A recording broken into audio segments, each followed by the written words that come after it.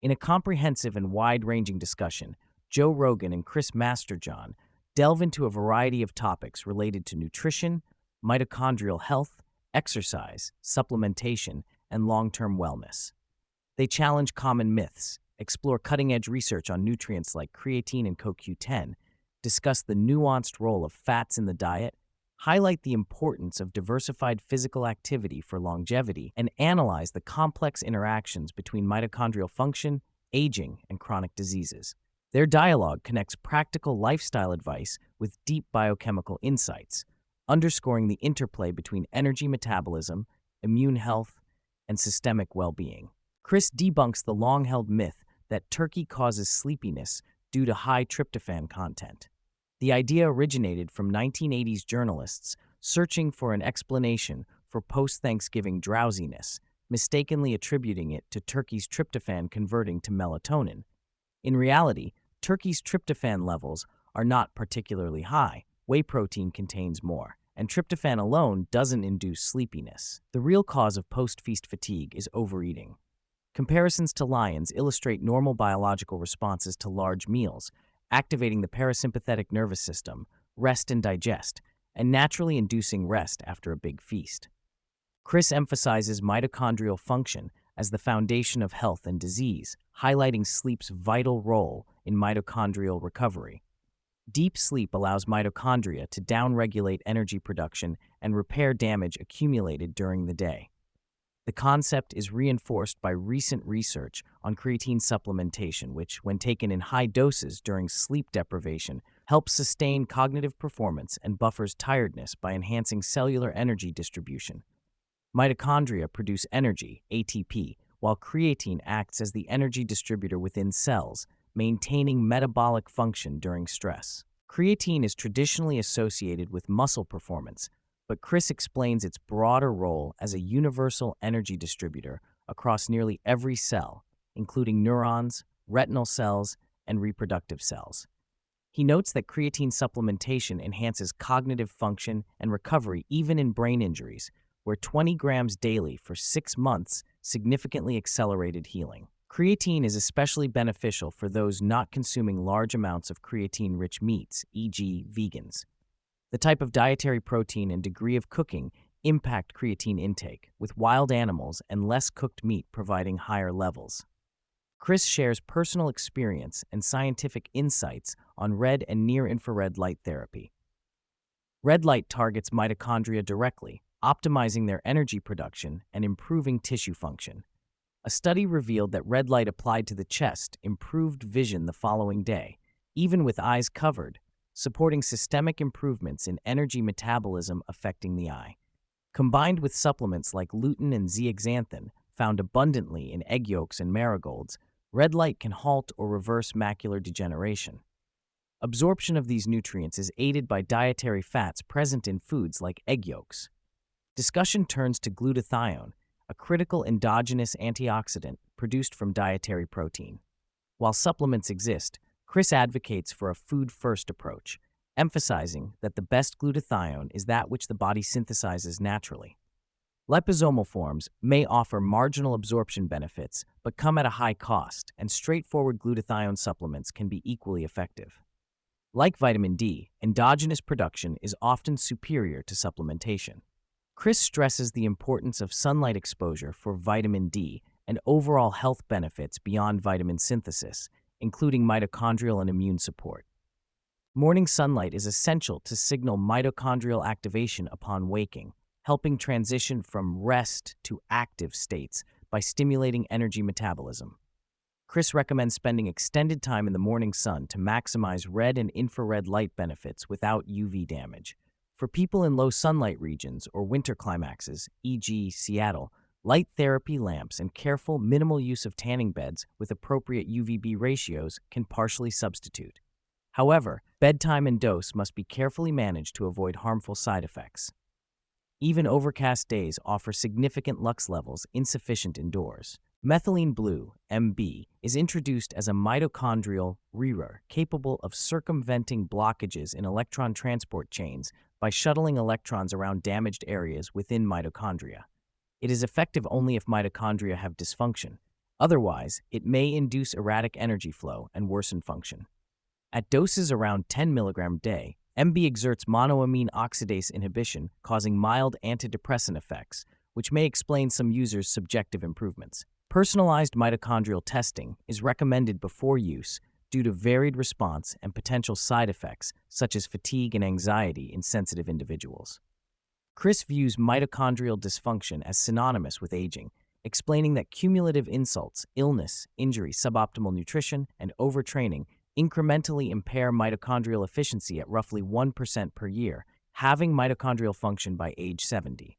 However, only 25% of this decline is age-driven. 75% is modifiable through lifestyle. Maintaining peak mitochondrial function through various practices can slow this decline. He underscores that fitness in elderly populations dramatically varies, highlighting the importance of personalized approaches to mitigate decline and extend health span. Longevity benefits best derive from diversified physical activity encompassing endurance, strength, mobility, agility, balance, and proprioception. Research shows pro gymnasts and pole vaulters outlive other athletes by around 8 years, while cyclists live only 2 years longer than the general population. Functional movement training, emphasizing diverse skills and multiplanar activity, may contribute to improved immune function, cancer prevention, and neurologic health. The importance of being upside down and fluid dynamics on health is noted as an intriguing area for further research. Chris encourages regular skill acquisition and maintenance to avoid physical or neurological decline. Skill-based activities that require coordination, strategy, reaction, and adaptability, e.g., martial arts, jump rope, compound physical with cognitive workout benefits. Continuous mental challenges, such as learning new sports or exercises, keep neurological pathways sharp and delay cognitive decline. Chris shares personal remarks about maintaining and regaining coordination through daily skill practice and balancing skill acquisition with physical workload. Cognitive training complements physical exercise for holistic brain and body health. Injuries from activities like martial arts accumulate systemic physical tolls, fueling mitochondrial diversion towards repair and recovery, which may accelerate overall mitochondrial decline. Recovery from traumatic brain injuries is especially energy demanding. Creatine supplementation, often at high doses, has been shown to aid neural recovery. Chris advises prioritizing injury prevention and cautious return to activity post-injury to avoid undermining long-term health and mitochondrial function. He cautions against aggressive weight-cutting practices common in combat sports for the same reasons. CoQ10 is a vital mitochondrial electron transporter supporting ATP synthesis and mitochondrial biogenesis. Its supplementation, often from heart tissue sources, can improve cardiovascular and metabolic health but requires nuanced dosing. Moderate doses, 100 to 200 milligrams a day, generally show beneficial effects, though excessive doses may provoke insomnia, palpitations, or sensory hypersensitivity in sensitive individuals. Chris recounts a special case where high-dose CoQ10 restored menstruation after a decade of amenorrhea, illustrating potential life-changing benefits in specific contexts. He stresses that food sources, heart, liver, remain preferable and that supplementation should follow thorough testing. Despite assumptions, nutrient deficiencies are widespread, with 93% of Americans lacking adequate levels of at least one nutrient. Diverse, whole, and minimally processed foods, especially nose-to-tail animal products, offer a broad portfolio of micronutrients that support mitochondrial and systemic health. Nutritional balance helps prevent adverse interactions and bottlenecks in metabolic pathways, which can be exacerbated by megadosing individual nutrients without guidance. Chris encourages personalized testing, dietary diversity, and cautious supplementation as an adjunct to foundational nutrition from food. Seed oils, e.g. corn, canola, cottonseed, are industrially processed with chemical solvents like hexane, producing oils high in polyunsaturated fatty acids that differ markedly from traditional human fat sources. Long-term epidemiological studies, such as the LA Veterans Administration Hospital study, have linked seed oil consumption to increased cancer and atherosclerosis risk, often overlooked due to reliance on short-term trials. Seed oils increase tissue vulnerability by oxidizing PUFAs within lipoproteins, triggering immune responses causing vascular inflammation and plaque formation. The complexity of seed oil effects is obscured by scientific and media controversies, peripheral financial interests, and incentive structures in research funding. Olive oil emerged as a middle ground in dietary fats after seed oils were associated with negative health outcomes, and saturated fats were demonized due to flawed historical narratives and political influences. Chris clarifies distinctions between fruit oils, olive, avocado, and seed oils, noting that olive oil's fatty acid profile and minimal processing contribute to its healthier status. However, even with olive oil and other oils, cooking techniques, smoke points, and processing methods affect health outcomes. Chris advises moderation, emphasizing unprocessed traditional fats over heavily refined industrial oils. The conversation returns to cholesterol, often misunderstood as solely harmful. Chris highlights that elevated cholesterol may indicate impaired mitochondrial energy metabolism rather than a direct cause of disease. Cholesterol is integral for hormone synthesis and neuronal function, and its efficient turnover depends on energetic signaling from mitochondria and brain centers like the hypothalamus. Seed oil-induced lipid oxidation in LDL particles, not cholesterol itself, triggers immune-mediated vascular damage seen in atherosclerosis. He critiques statin therapies for reducing CoQ10 and mitochondrial function, cautioning against their indiscriminate use without first optimizing mitochondrial health. Thyroid hormone regulation is tightly linked to mitochondrial energy production and nutrient status. Chris explains that producing thyroid hormone requires adequate protein intake for tyrosine and iodine, which is most reliably obtained from seafood and iodized salt. Modern environmental factors, including bromine, fluoride, and use of non-iodized salt, can increase iodine needs.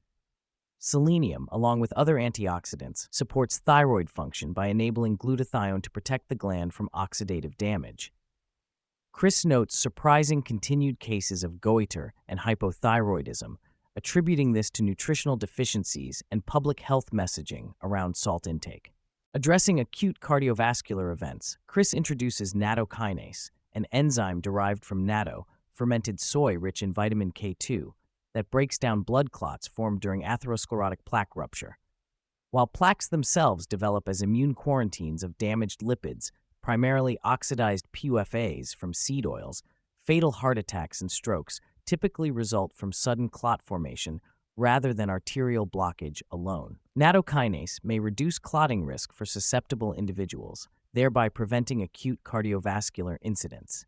Incorporating natto as a food source combines benefits of clot prevention and calcium regulation, exemplifying food-first strategies. Throughout the discussion, Chris and Joe remark on the problematic influencer culture in nutrition and wellness that often prioritizes controversy and hyperbole over balanced, evidence-based communication.